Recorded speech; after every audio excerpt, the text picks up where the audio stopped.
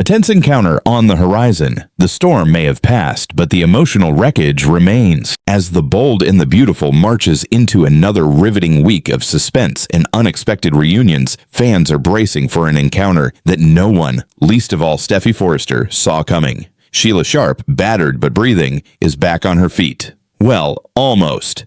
And she's about to pay a surprise visit that promises awkwardness, gratitude, and a whole lot of emotional baggage. Liam Spencer, still recovering from his life-threatening brain surgery, has enough on his plate. Between fighting for his health and navigating the renewed closeness with Steffy, the last thing he expects is a drop-in from the infamous Sheila, the woman who once brought chaos into all their lives, but who recently took a bullet trying to protect Steffy from Luna Nozawa's violent breakdown. Now that Sheila is out of the hospital and determined to turn over a new leaf, or so she claims, she's headed straight to the Spencer mansion with a mix of limping courage, a hint of humor, and a bag full of unfinished business. Her target? Liam. Her motive? That's where things get murky. Will this surprise visit be the olive branch of a misunderstood woman trying to redeem herself? Or is it a calculated move from someone who always has a hidden agenda? One thing is certain. In the world of the bold and the beautiful, nothing is ever as simple as it seems, and every encounter, no matter how small, can change everything. The beach house incident and Sheila's gunshot heroism.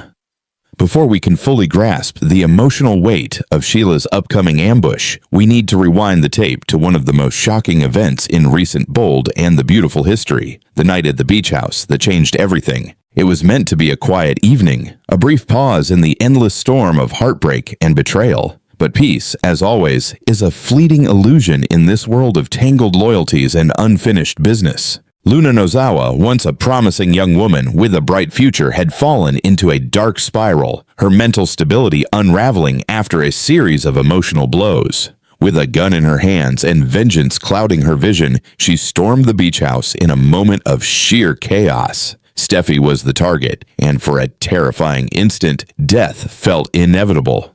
Enter Sheila Sharp.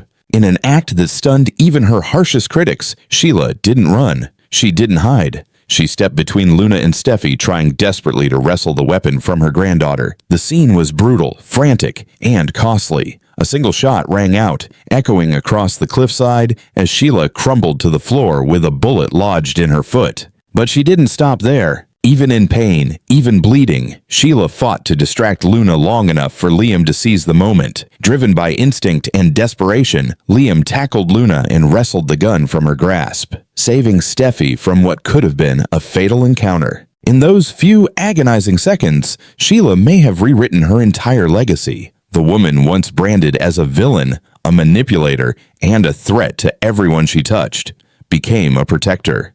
But was it enough? Was this a genuine act of redemption, or simply another unpredictable twist in the saga of a woman no one can truly trust? The consequences of that night are still rippling through everyone involved, especially Liam and Steffy, whose lives were nearly torn apart in an instant. And now, with Sheila limping back into their world, the question remains, does her injury earn her forgiveness? Or is her pain just a footnote in a longer, more dangerous plan? Liam's fragile state. Between recovery and reflection, for Liam Spencer, survival came at a steep price. Following the harrowing night at the beach house, Liam wasn't just emotionally shaken, he was physically damaged in ways that few could comprehend. The experimental brain surgery he underwent wasn't just a medical gamble, it was a race against time, a battle fought in the shadows of his skull, with Steffy never once leaving his side. When viewers see him now, pale, bandaged, and bruised, it's easy to forget that just days ago Liam stood between death and destiny. The surgery may have saved his life, but it left scars both visible and buried deep within. And that's where the emotional complexity of Liam's current state lies.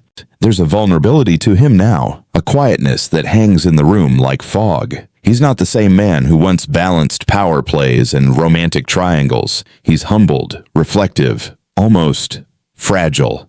Not in weakness, but in a way that makes him more human, more relatable. Steffy, ever the pillar of strength, remains by his side, not out of obligation, but because somewhere beneath the shared trauma and lingering affection, something unspoken still binds them.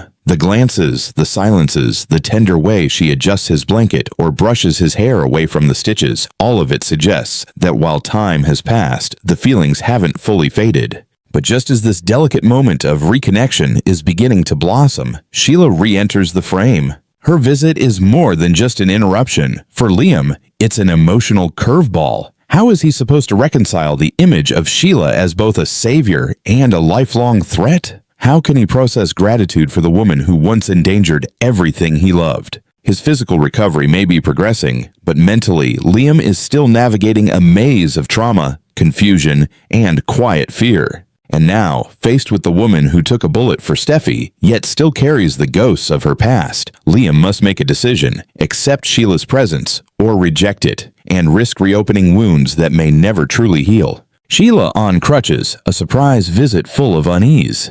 It was supposed to be a quiet afternoon. The room at the Spencer mansion was bathed in warm light. Liam, still recovering, sat propped up against a sea of pillows, his head bandaged, eyes half-lidded but alert. Steffy hovered nearby, folding his blankets, checking his medication schedule, and offering a soft smile now and then. A fragile moment of peace for two souls who had survived too much together. Then came the knock. It was soft, almost hesitant, but carried the weight of a storm behind it. Before either of them could respond, the door opened, and there she was. Sheila, not the fiery, larger-than-life version fans had grown to fear over the years. This time, she appeared human. Slouched slightly, limping, leaning heavily on crutches, her hair pulled back, face pale but determined. She wore no makeup, no armor of vanity, just a tight-lipped smile and a hesitant step into the lion's den. Silence fell like a stone. Steffy froze mid-breath. Liam blinked, his hands instinctively clenching the sheets. Their eyes didn't just register surprise, they flickered with caution, confusion, and the 1,000 memories of chaos that name evoked. But Sheila wasn't there to argue. She wasn't there to threaten. She was there, quite simply, to say thank you. And maybe to be seen as something other than a monster, for once. "Hey," she said, her voice cracking like dry leaves. "I heard you were awake. I thought maybe I could stop by, just for a minute." Liam, still processing, nodded faintly. His voice was rough. "You shouldn't have come alone." Bill Spencer's voice echoed faintly from another room. "I told her the same thing," he called out. "But she's stubborn as hell." There was a pause. "And I owed her that much, after what she did."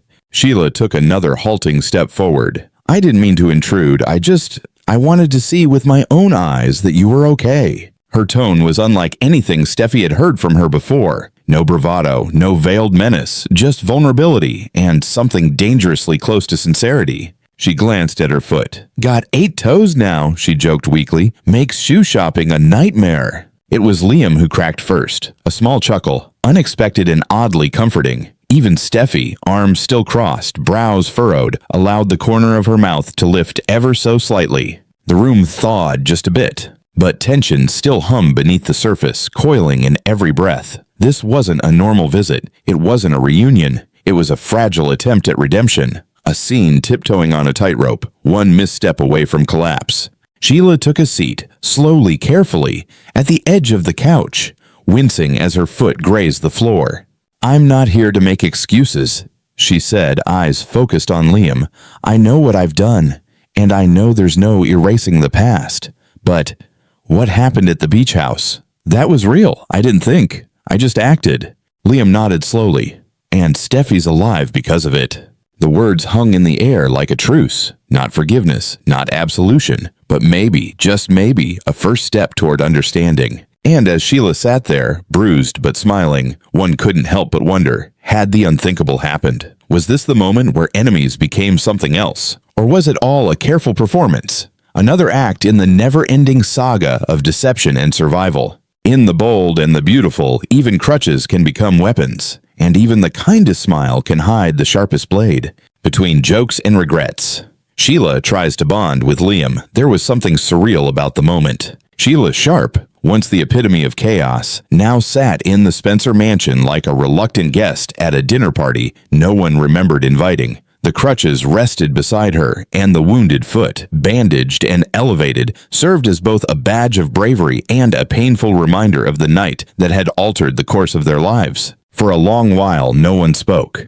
Liam shifted in bed, trying to sit upright without wincing. His eyes darted between Steffy and Sheila, unsure of who needed more reassurance. Steffy stood near the window, arms folded tightly across her chest, biting back every sharp remark she wanted to hurl. There was gratitude, yes, but also years of distrust, too deeply rooted to ignore. Then Sheila did something unexpected. She laughed. "I guess I finally figured out how to shut Luna up," she joked, half grimacing as she gestured toward her foot. "Just had to take one for the team." Liam exhaled a dry chuckle, a reluctant response, but a response nonetheless. Steffy didn't laugh, but she didn't leave the room either. Progress, however microscopic. "I know it doesn't fix everything," Sheila continued, her tone softer now. "But I needed you to know I didn't hesitate. Not because I'm trying to score points. Not because I want anyone's forgiveness. I did it because you mattered. You both did." Her eyes flicked toward Steffy, a silent acknowledgement of everything she'd ever destroyed. And almost destroyed. Liam looked down at his hands. "You saved her life, that's a fact. Doesn't erase the rest, but it counts for something." Sheila smiled, visibly moved by his words. She leaned forward slightly, lowering her voice. "And you," she said. "You saved mine more than once. I've been watching from the outside for so long, trying to claw my way back to something normal. I never thought I'd be saying this. But thank you, Liam, for stepping in when I couldn't finish what I started." For a moment, there was silence. No dramatic music, no screams, just the hum of the distant air conditioning and 3 hearts beating in a shared, uncomfortable rhythm. The conversation shifted then, almost naturally, to Liam's condition. "I heard about the surgery," Sheila said, her brows knitting with genuine concern. "Experimental tumor removal? That's not nothing. You doing okay?" Liam nodded slowly. "So far, so good. Just a lot of pain. And waiting." Sheila nodded in understanding. "If there's anything I can do..." She stopped herself, chuckling bitterly. "Well, not much I can do on crutches, but you get the idea." This time Steffy actually smirked, just a little. There was no embrace. No forgiveness, but there was humanity. And in the world of the bold and the beautiful, that can be more disarming than any weapon. What Sheila achieved that day wasn't a full redemption, but it was a seed. One planted in the most unlikely soil, a hospital room filled with history, hurt, and hesitant hope. Steffy's dilemma, gratitude versus distrust.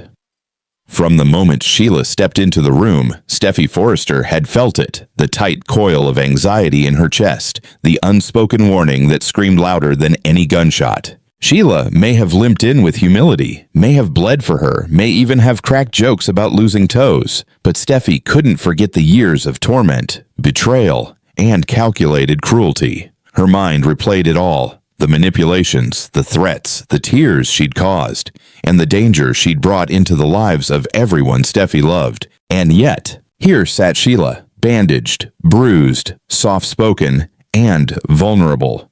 A woman who had, against all odds, saved her life. Steffy's instincts were at war. Logic screamed caution. Memory screamed revenge. But another part of her, one she didn't want to admit existed, whispered mercy. As she leaned against the window frame, arms tightly crossed, Steffy studied Sheila's every movement, the sincerity in her eyes, the guilt in her posture, the pain she didn't bother hiding. Was it real? Was it manipulation wrapped in bandages and regret? Or was Sheila genuinely trying to change?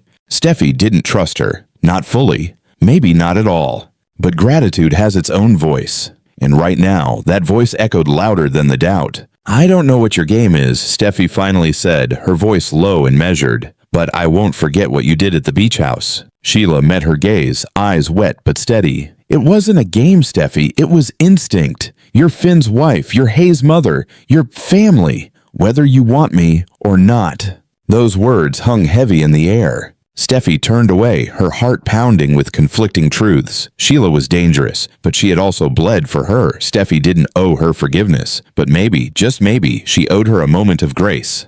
"I didn't say thank you," Steffy murmured, barely audible. "So, thank you." It wasn't an embrace, it wasn't a truce, but in the cold calculus of past versus present, it was a crack in the armor. And Sheila noticed. What does Sheila really want? The question lingered in every glance, every breath, every strained smile that day. Why is Sheila really here? For decades, Sheila Sharp has been a master of performance. The victim when needed, the predator when threatened, the savior when convenient. And now, as she sat, wounded but unyielding, in Liam's recovery room, the same question pulsed in the minds of all who watched. Was this redemption or reinvention? On the surface, Sheila's intentions appeared clear. She wanted to thank Liam for his courage. She wanted to assure Steffy she held no grudge. She wanted to show the world, if only for a moment, that even the darkest hearts could beat with love. But beneath that surface, there was history.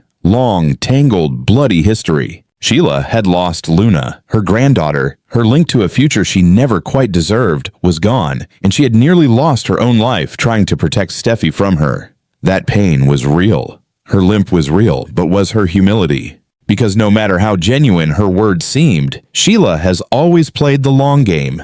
Did she truly want healing or access? Was this visit just the first step in re-entering Finn's orbit, getting closer to Hayes, and, eventually, securing the family she'd always claimed to deserve? Even her gratitude toward Liam carried complexity. She didn't just thank him, she aligned herself with him, spoke of shared instinct, called him brave, a subtle parallel perhaps, a reminder that even she could protect what mattered. To the untrained eye, Sheila appeared softer, changed, but to those who knew her, change and strategy had always danced hand in hand. Whatever her true motive, one truth stood out. Sheila wanted something: acceptance, peace, power, forgiveness.